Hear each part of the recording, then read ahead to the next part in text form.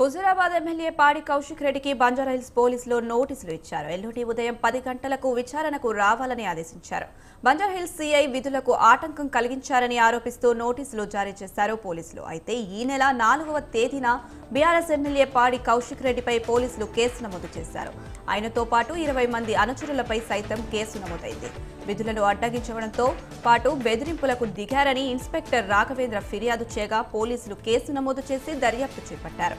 ఈ క్రమంలోనే కౌశిక్ రెడ్డికి నోటీసులు ఇచ్చారు.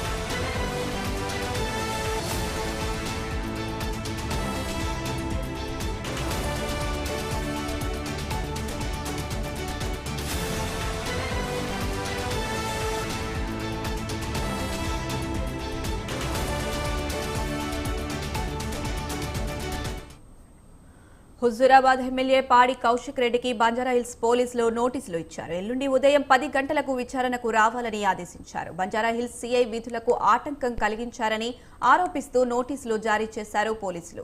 అయితే ఈ నెల 4వ తేదీన బీఆర్ఎస్ ఎమ్మెల్యే పాడి కౌశిక్ రెడ్డిపై పోలీసులు కేసు నమోదు చేశారు.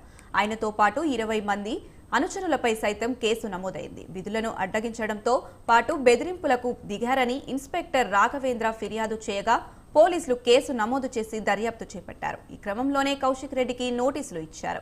ఇదే అంశానికి సంబంధించి మరింత సమాచారం మా కరెస్పాండెంట్ ఉషా అందిస్తారు. ఉషా, హుజూరాబాద్ బీఆర్ఎస్ ఎమ్మెల్యే పాడి కౌశిక్ రెడ్డికి ఎల్లుండి ఉదయం 11 గంటలకి విచారణకు హాజరవ్వాల్సిందిగా బంజారాహిల్స్ పోలీసులు అయితే నోటీసులు జారీ చేశారు. ఈ నేపథ్యంలో గతంలో